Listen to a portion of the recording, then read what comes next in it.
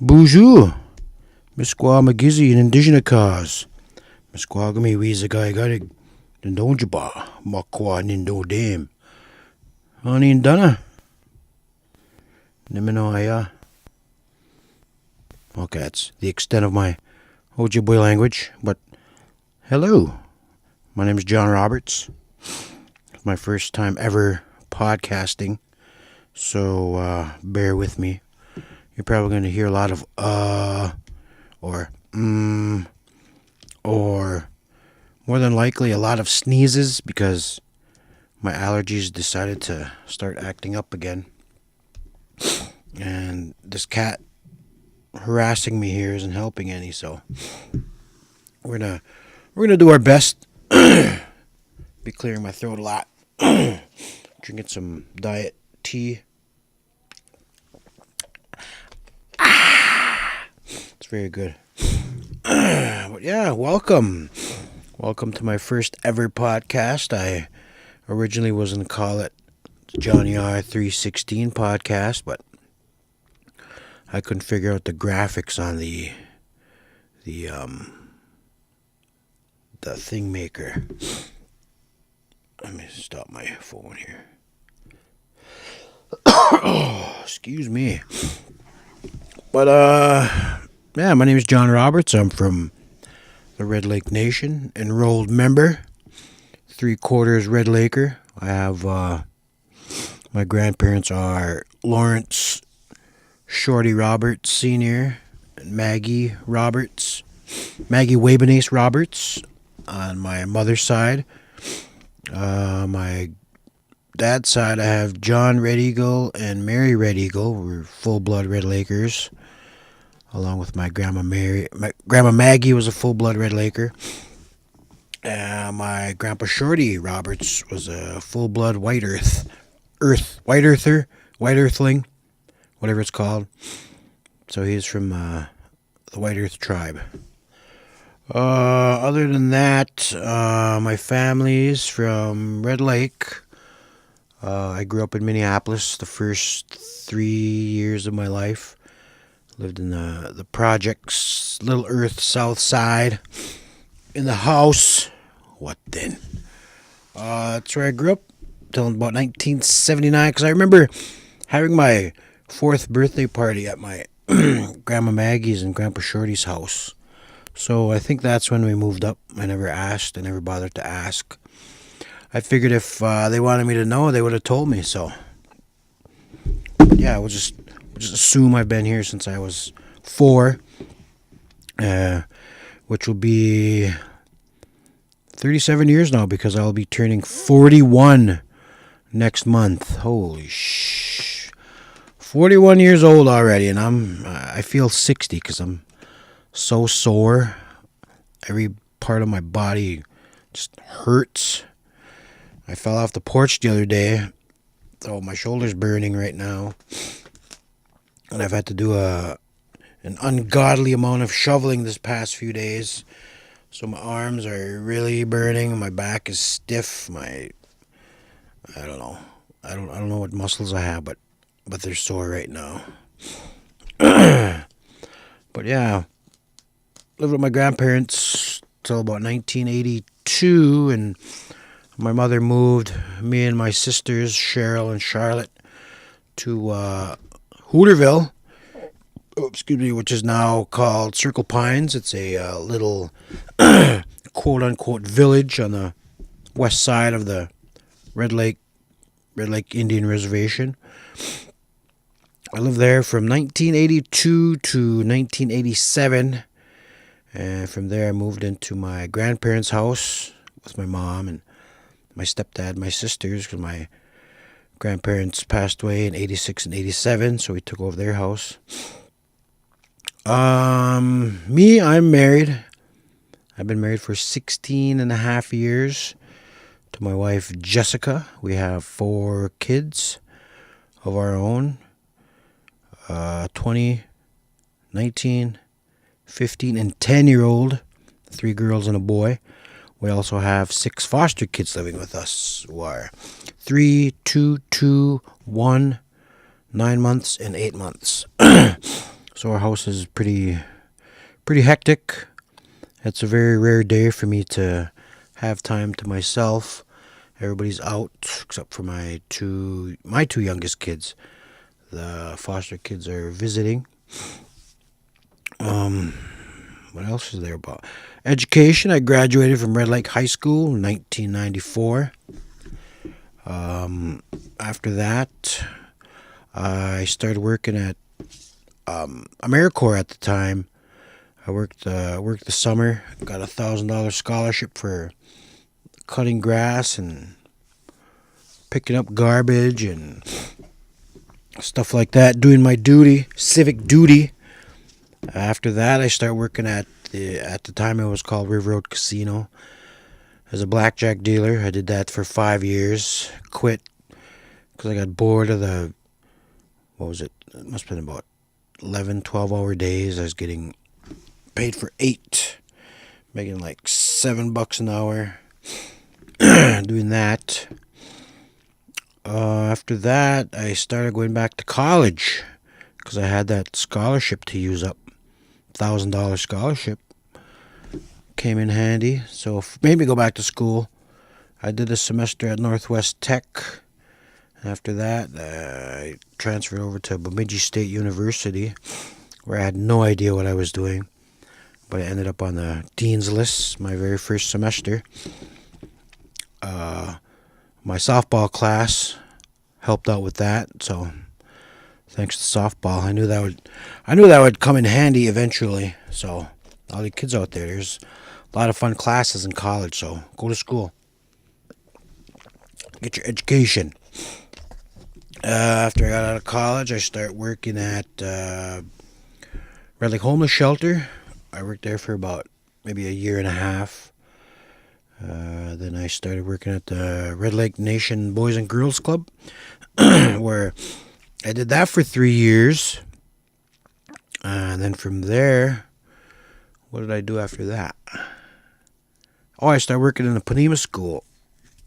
I worked up there for about half a school year, and then I transferred over to Red Lake High School, where I worked there for 3 years. And then that brings us to where we are right now. I tried to go back to college again for the teacher program, but I wasn't eligible for financial aid, and I didn't want to be poor, so I came back to work. But as for what got me into this podcasting is I started comedy in November 30th, 2009. There was a Native American talent showcase or something they had at Bemidji State. And I was looking at that for, maybe a couple months, or as soon as it was posted. I was thinking, man, I gotta try this comedy stuff. I've been a fan of comedy for years, since I was a kid, Eddie Murphy, and but one that really had me thinking was Red Lake had a show up at the old elementary where this I don't know if it's puppeteer or what are they, ventriloquists. He went by the name of Buddy Big Mountain. He came up and performed for Red Lake. I don't remember what it was for, and I don't know what program brought him in the mid to late 80s, and he had a whole gym full of Red Lakers laughing. And I thought that was pretty cool to see a Native American doing comedy. At that time, I didn't know who Charlie Hill was because living in Red Lake, we had like 3 or 4 channels, 5 sometimes. We were really didn't know what was going on in the outside world, so we had to, my way of getting to the outside world was through wrestling magazines, Sports Illustrated. My mom liked reading the Star magazine, the tabloids. So that was my first introduction to the outside world. I think it was mid to late 80s. I had a subscription to Sports Illustrated for years, and I did a lot of reading growing up. Mad Magazine, like the Pro Wrestling Illustrated was one of my favorites. And even watch a lot of the wrestling at the time because, 3 or 4 channels, we didn't have very many opportunities to watch them. So I was a big fan of wrestling through the magazines. So by the time I knew what real wrestling, well, I don't even know what I'm trying to say now. But I even grew up without satellite or cable TV. So that was my main source to what was going on in the outside world, was just reading the newspapers. Of course, it was before cell phones and the internet, before Al Gore invented the internet. I got off track. Where the hell was? Oh, I was talking about comedy. Yeah, I started comedy in 2009. Did my little 10-minute set, and I got a couple good laughs, but it was bad. It was really, I don't know. Even though it was bad, I got those couple laughs I did get were gave me a rush. Like I felt good. Something I never really felt before, standing in front of people, because I've always been a bullshitter. Making people laugh over dumb little things. I come from a long line of Ojibwe bullshitters, so that's starting to pay off. So I did that in November of '09, and then I got a buddy who worked at Seven Clans Casino at the time. He booked all the entertainment by the name of the Res Dog, Gary Jourdain Jr. I harassed him on Twitter kept telling him, man, I'm ready. I did my first ever comedy set. Book me, bro. Book me. Because I know they had, I think they had Don Burnstick come up here one time. And the Powell Comedy Jam guys came up one time. And I figured, yeah, man, I can do it. Just bugged him and harassed him for, must have been about 5-6 months on Twitter. Harassed him, and he finally messaged me back and said, all right, we got you down for our first ever Native American comedy festival we're having at the casino, which was scheduled for September 2010. I thought nothing of it. To myself, I was thinking, all right, we'll see, because stuff usually never pans out the way I think it's going to. So I thought nothing of it. I just wrote some stuff down, and as I got closer, I started getting nervous because, I was expecting, okay, yeah, we can't. I was expecting to get a call that's, okay, yeah, we can't. We're not going to do the show. We can't use you. And so that's what I was expecting. Just writing stuff down, and it got closer and closer. And then I heard who else was going to be on with me. I'd be opening the show. Then they told me Tito Ibarra, another Red Laker, was going to be along for the ride. And they were bringing in another guy I met through Facebook. What is that other one? MySpace. I used to do video production. Pause. I met him through that. Well, messaging each other on MySpace. Ryan McMahon, Clarence Two Toads at the time, and he was coming up along with Von Eaglebear, the legendary Von Eaglebear, who wrote the famous John Wayne's Teeth and the movie Smoke Signals, Adam Beach in there, Victor and Thomas, that movie.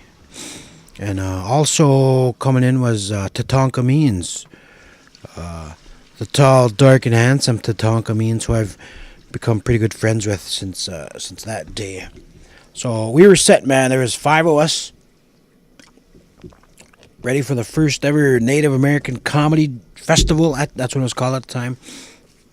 I think it was September 10th or 11th of 2010. And yeah, it was quite the experience for me. It's something I never did before. Well, I did, but not professionally, and they gave me a couple $100 for doing it. So I was actually a paid comedian for the very first time in my life. I've done acting in high school. I did plays and stuff, but this would be my first time alone on stage in front of what I thought was going to be a couple hundred people, but it turned out to be between 800 and 900 people. Some say 1,000. I'm not sure how many you could fit in the Red Lake Event Center, but it was packed. I could just feel as soon as I hit the stage, man, you could just feel that energy. I don't know what it was. Indescribable. I don't remember what my first joke was, but it went well. And then from there, it was just a hell of a time, man. Of course, I had all my notes, which I still do to this day because I don't trust myself. Cause I don't want to freeze up in the middle of the stage. That's my biggest fear, is to freeze up. But yeah, it went pretty good. I did I think maybe almost 20 minutes of material, and it all went well. 900 people, maybe 1,000 people there. Really dug my stuff. I'm trying not to swear.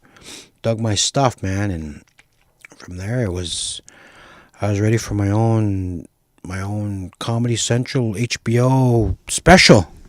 That was my plan anyway.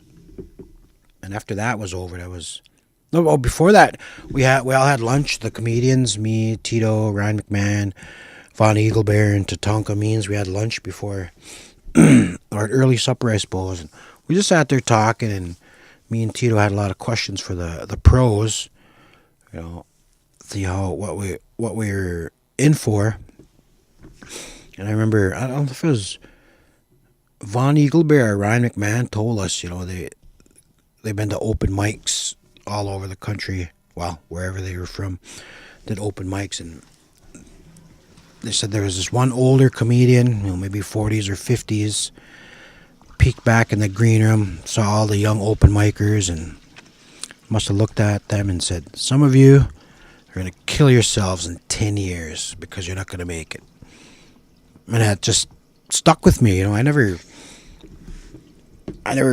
thought of it to that extreme, to how comedy would be, but I learned that it takes a lot of time, a lot of effort to become a professional comedian. It's really time consuming. A lot of time away from home.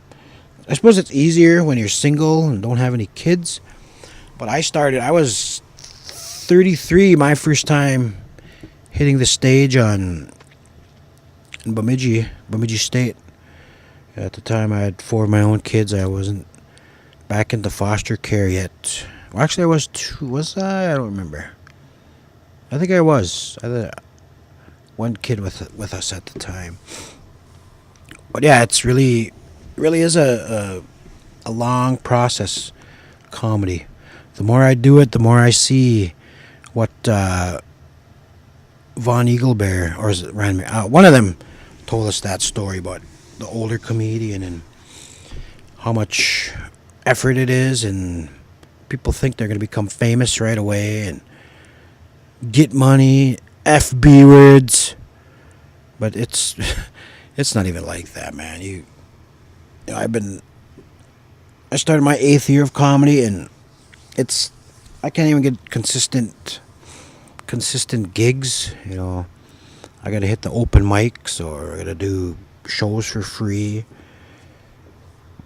Even though I've been doing this 8 years, I try to set my price what I think I deserve, and I get turned down a lot. Because they say my price is too high.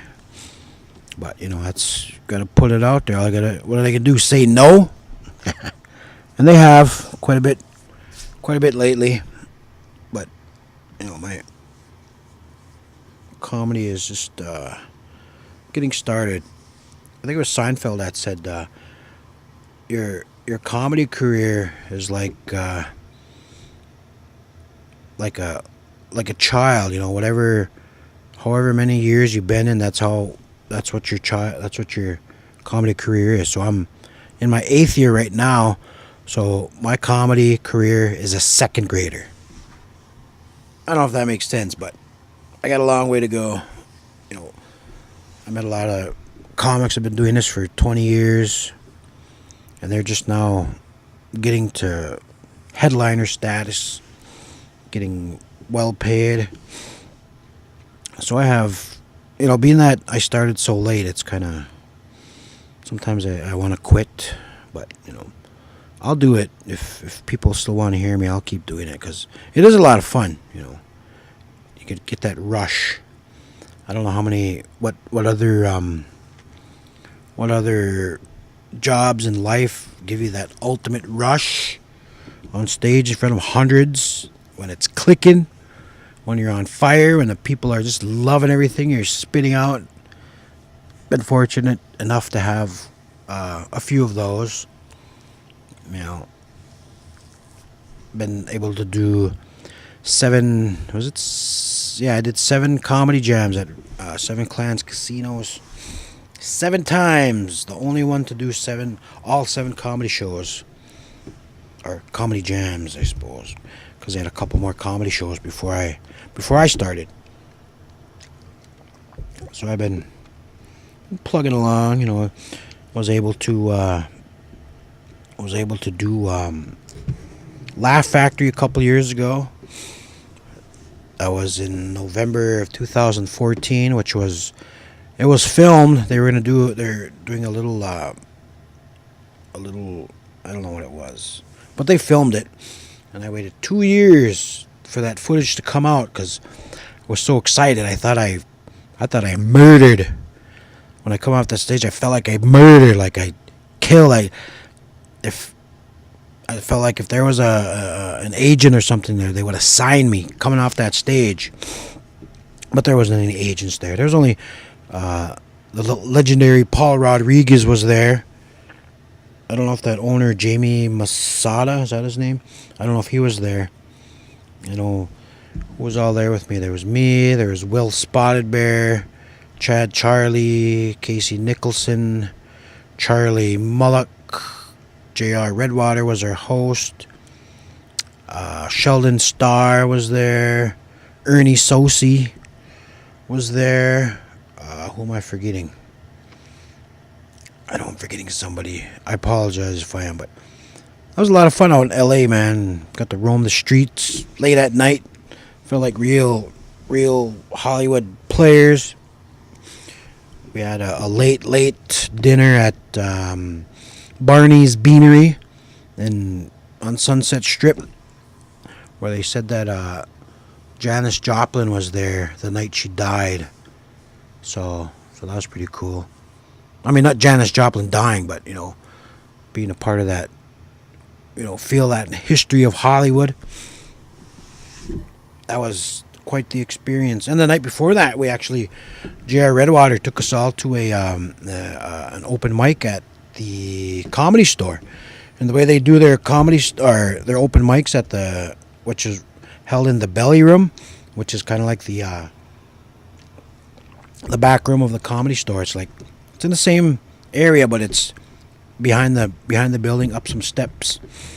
Really small room. It's like a basement, but that doesn't make sense. Never mind. It's a small room, and the way they did their how they did it was through a random drawing. You go in there, write your name down, put it in a hat, and the host, he picks names out of a hat. They just go until whenever, until they I think maybe a couple hours, and my name was the first one drawn. So all of us 7-8 natives that got there, mine was the only one drawn, and I didn't have anything prepared because I wasn't really thinking I'd get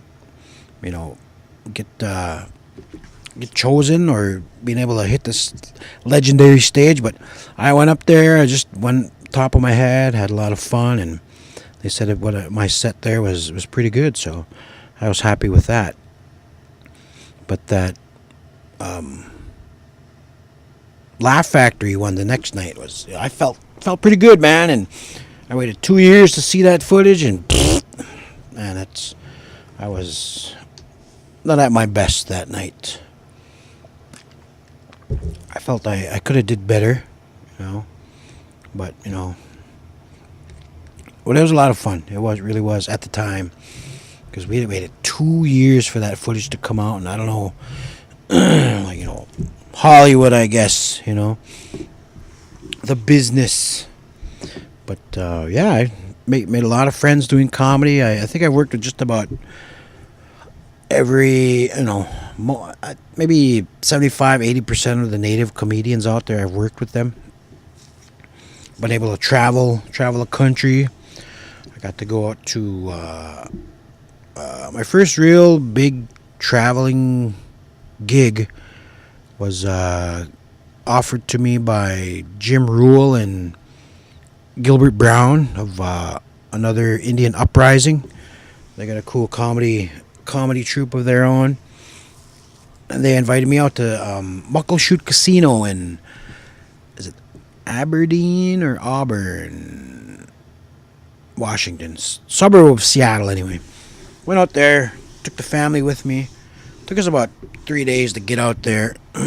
Kids hated it, hated the drive. I didn't like driving through the mountains. This is probably the most tense I've ever been in my life.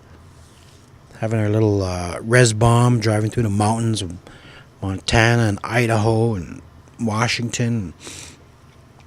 It was pretty intense. We didn't really get to do any sightseeing because we were on a tight schedule. It was but afterwards, well, actually the first show we did was at Muckleshoot Casino. It took us a while to get out that way because of our van. I had my 4 kids and my wife with me, and random stops, lots of potty breaks, and I didn't show up to the gig till about 15 minutes before showtime, which was pretty intense because I like to be early. I hate being rushed around, but I had no choice. It was a hell of a drive out there, and got into our hotel. I was trying to use the navigation on my phone, and my goddamn phone died out, so I had to go by the lights, because I'm an Ojibwe, full-blood Ojibwe. Well, actually, yeah, I'm full-blood, because 3/4 Red Lake, a quarter white Earth, so technically I'm full-blood, even though the government only gives me 3/4, but whatever. But I found my way over there because I'm a Ojibwe tracker. I like to say that because it sounds cool. Sounds cool to say that. But I made it 15 minutes before showtime, and I was pushing it really close. And that show didn't go too well for me. The Muckleshoot. I didn't know what the hell a Muckleshoot was. I'm from Red Lake, man. I don't get out a lot. I go to Walmart every now and then. I go to work, and that's it. So I didn't know what a Muckleshoot was, Muckleshooter. But I asked them what they go by, and they're called mucks. They say, call us mucks. And in Ojibwe, mucks means something else. So ask your Ojibwe friends what mucks mean. Muck means short for muckadewias. But yeah, learn your language, people. You gotta learn your language. Some of it anyway. Just enough to get by. Yeah, comedy's been doing me some good. Make some money, but that's not the reason I do it. Yeah, it is. Meeting a lot of new people, making new connections. Just recently finished up. Well, not recently. Now it's about 15 months ago. We finished myself and the res reporter Rob Fairbanks. We did a documentary on Native American comedy, where we traveled out west to visit as many of our native comedian friends as we could. We missed a lot, man. We missed a lot of comedians out that way due to time, and the schedule is pretty tight. We did the best we could, but that was we left October 24th, I believe we left. No, September 24th, because remember it was my nephew's birthday we left. And we got back October 5th or 6th. So we traveled out west, came back through Arizona, New Mexico, Texas, Oklahoma, Kansas, Iowa, Missouri, Iowa. Okay, well, so pretty much a whole loop through the West Coast. I think the only states we missed were Colorado and Wyoming. But we didn't go to Nevada either. No, we didn't go to Nevada. But I've been to Nevada, so that's what. Never mind.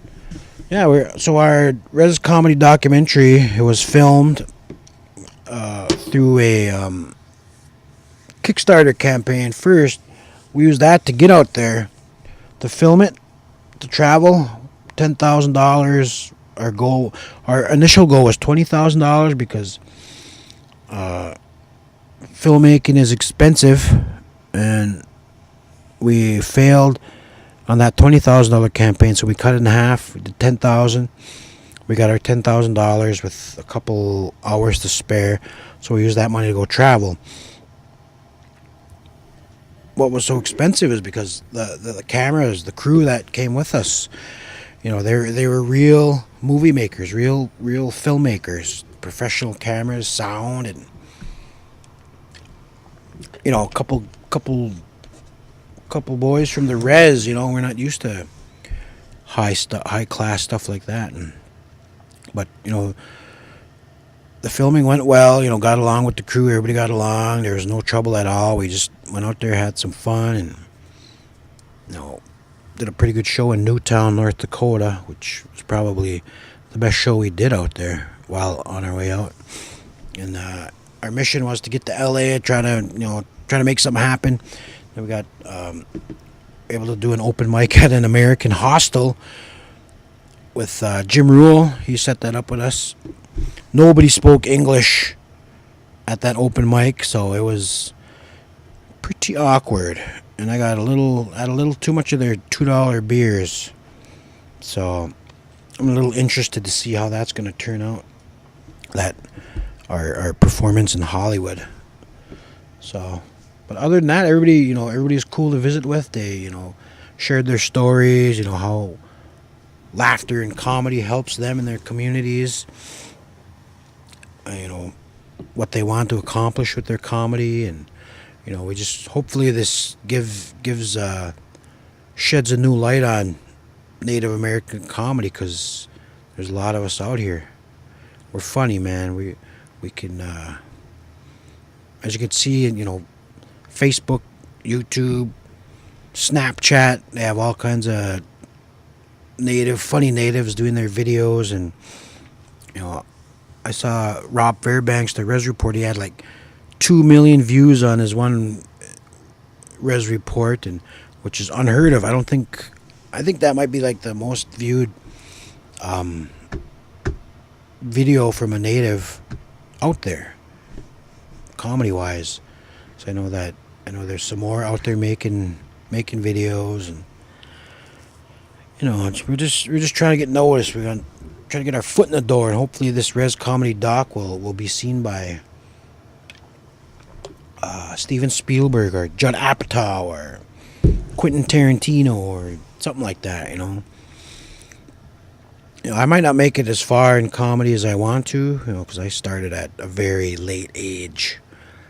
But hopefully I'm blazing a trail for another young Red Laker to make his mark in the entertainment business. But I'm not the only one doing it, though, so that's good. A lot more people are coming out. A lot of respect for my fellow native comedians, Tito and Ryan McMahon and Tatanka and Tanya Joe Hall and Jim Rule, J.R. Redwater. They work hard to make our people laugh. They're doing good. They're doing good out there. But yeah, that's my story. That's me, Jonny R. Oh, and my real name is Lydell Roberts, because I was named after a African American football player who went to Penn State and played for the Colts, I think it was.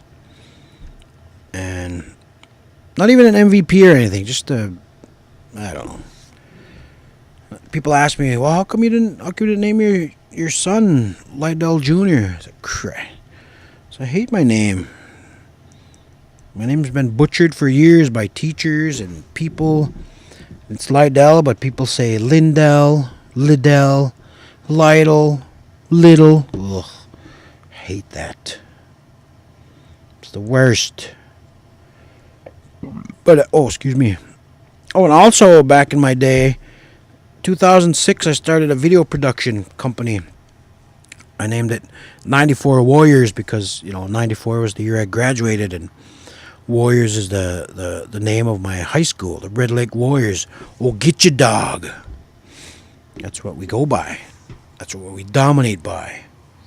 So I did video production for, I do a little videos now and then, but my MacBook I got is still alive, but barely. It's about ready to look at the flowers here pretty soon. So, but my wife got me a new one for Christmas. So that brought me to podcasting. But yeah, well, with my 94 Warriors, I did a couple, produced a couple DVDs, directed some DVDs. I did a couple of the Red Lake powwows, and I did what I'm most proud of being in an entertainment business is doing the what is it called? Cult classic on the road Battle River style.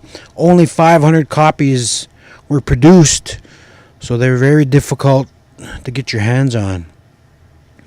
And if you have a copy, watch it over and over and over. Because I followed the Battle River drum group, Matt Kingbird, Kevin Kingbird, Kevion Kingbird.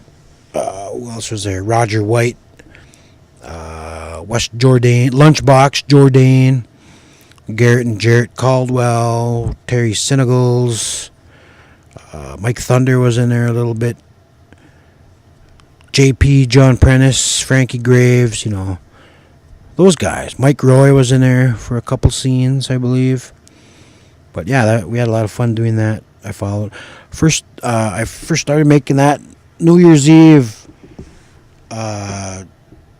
December 31st, 2006 was I first started filming it. And I went to a few powwows with them and sent some cameras with Kevin, and he did a lot of the filming powwows that were far away. And we wrapped it up 4th of July 2007. It turned out to be a pretty funny movie we did. We could have did more, but time and energy and trying to be independent filmmakers is pretty expensive, money wise and time wise. So I don't know. Maybe if we can get together again this year, we'll do the sequel, the highly anticipated sequel. So look out for that. If there's any more copies out there, on the road, Battle River style. Yeah, that's my list I went through. I wrote down a list of what I wanted to talk about. And I covered everything on my list.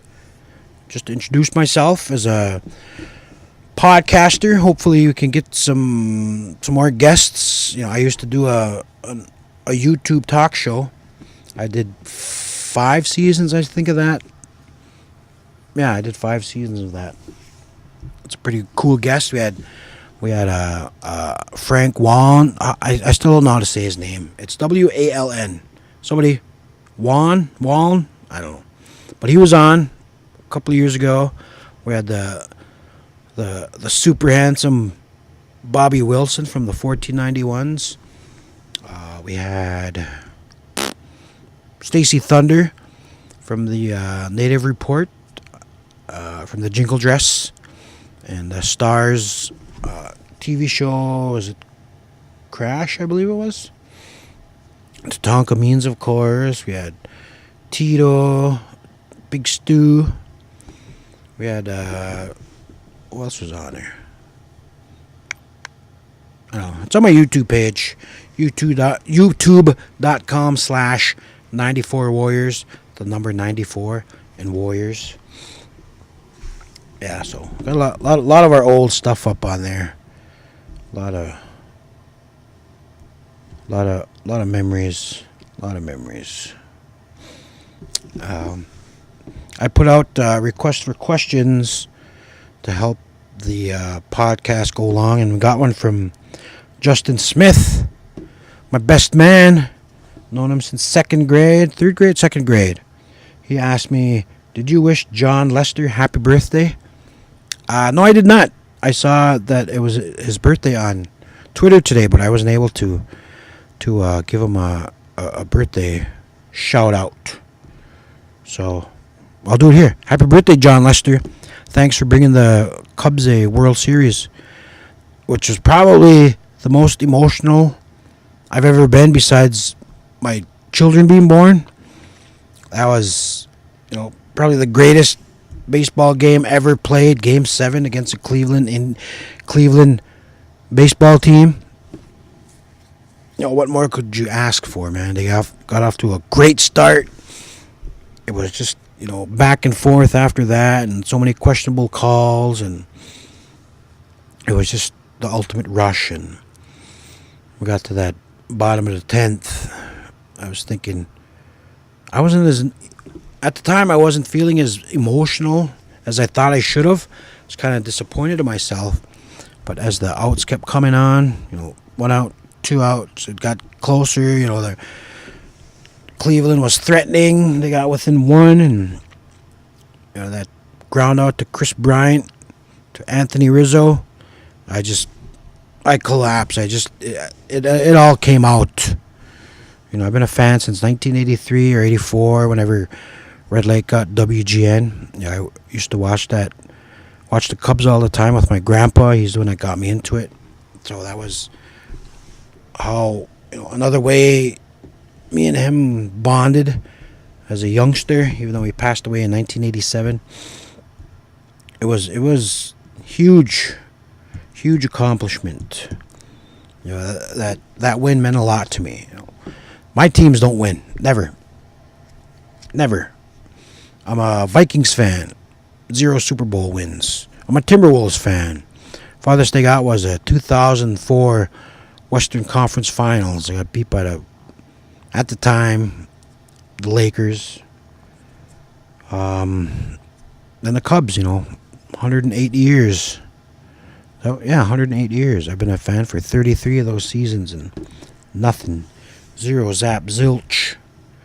But now the Cubs, World Series champions.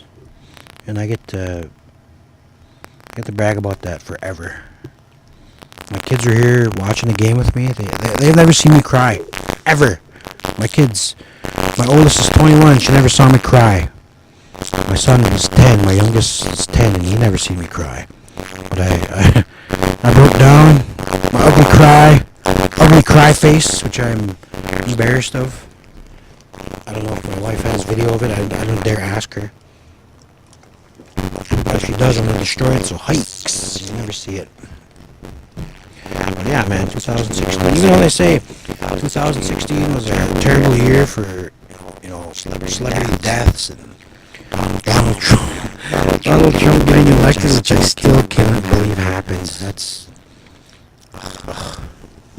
I'm still in shock. I don't see that idiot tweeting all the time about petty little things. And that's not what our leader is supposed to be.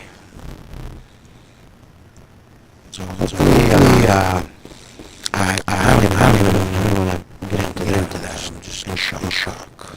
Another question I got was from Sheldon Jr., also my buddy Sheldon, hip-hop artist on the rise, hip-hop artist.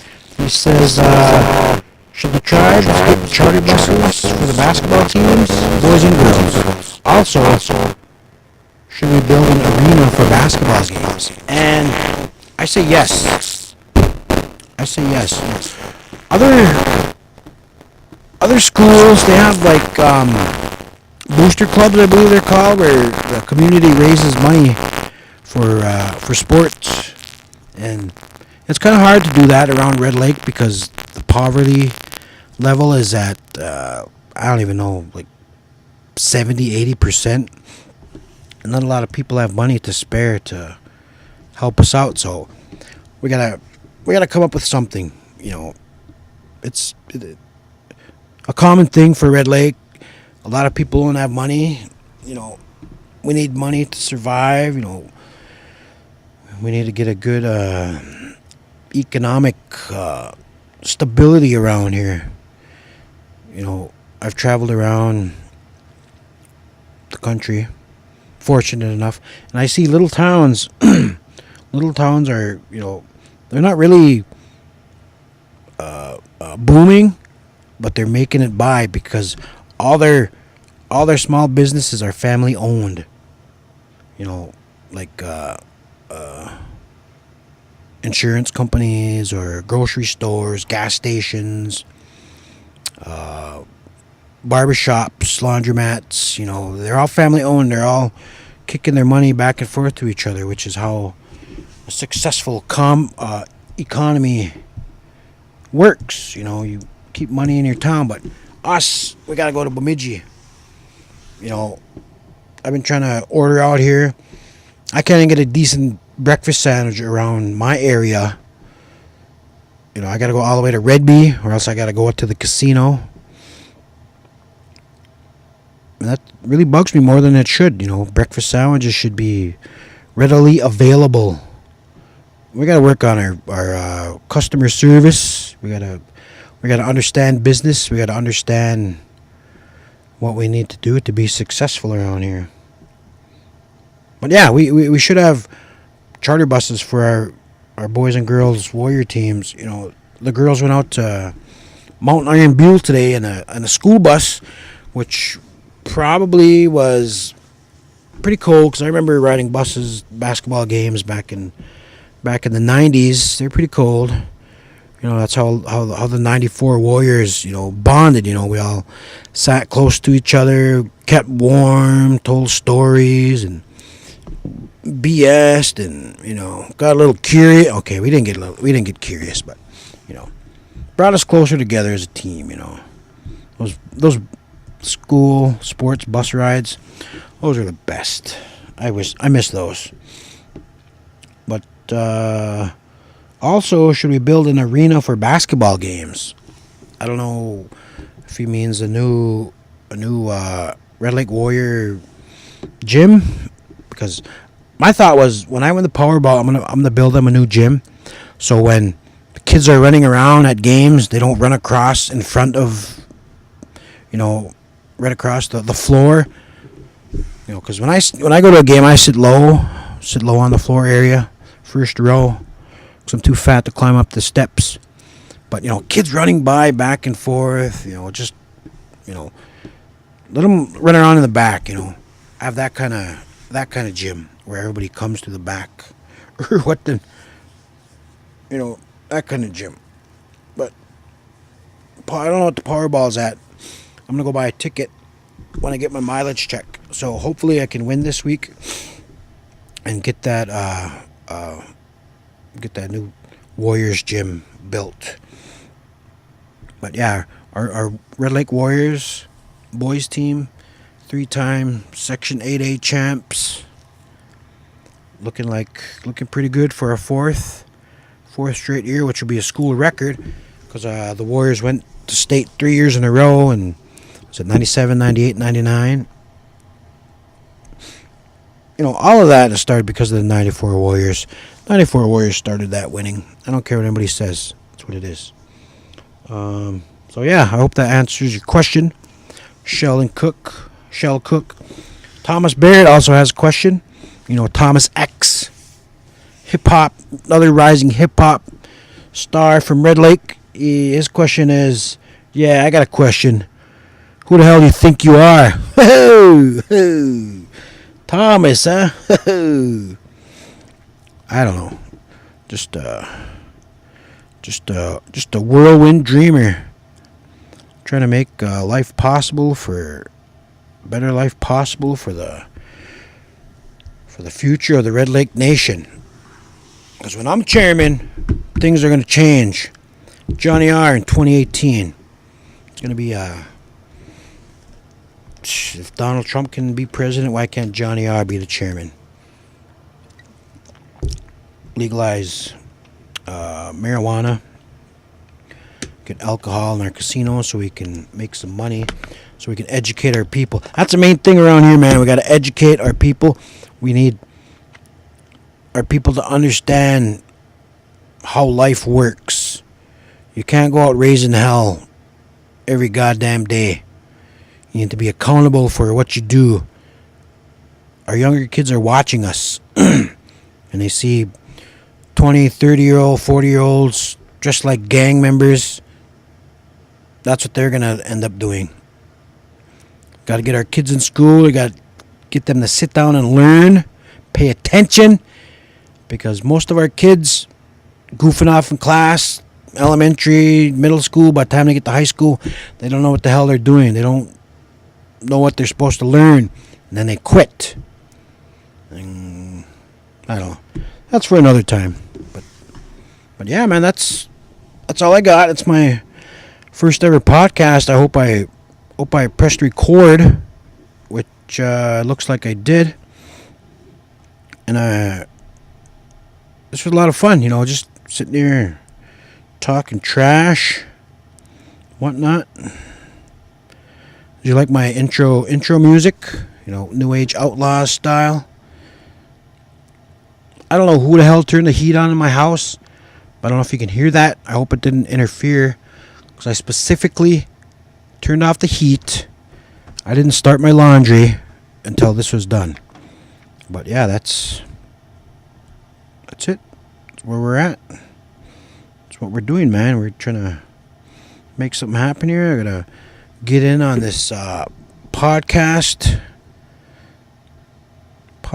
business like every other comedian is doing,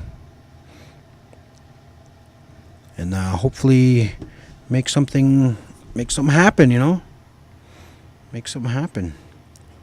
But I want to go out with some my favorite song ever by probably because it mentions the 94 Warriors.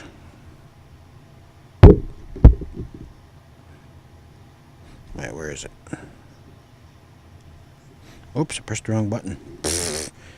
Dummy. Where are we at here?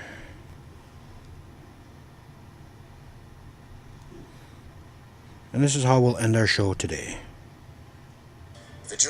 With an ad. Ooh, I hate ads. It's kind of killed it, didn't it?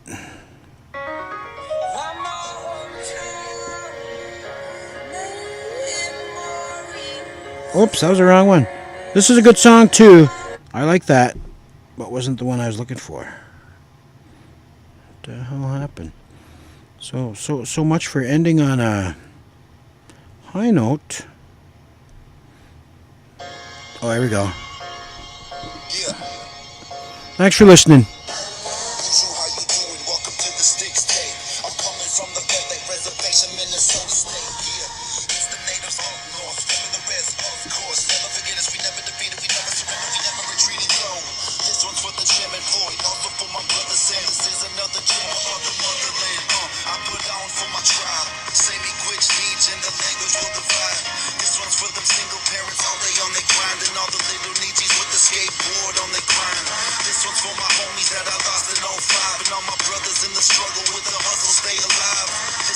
Disrespectful ninjas, nope, not at all. This is for them younger ninjas trying to play some college ball.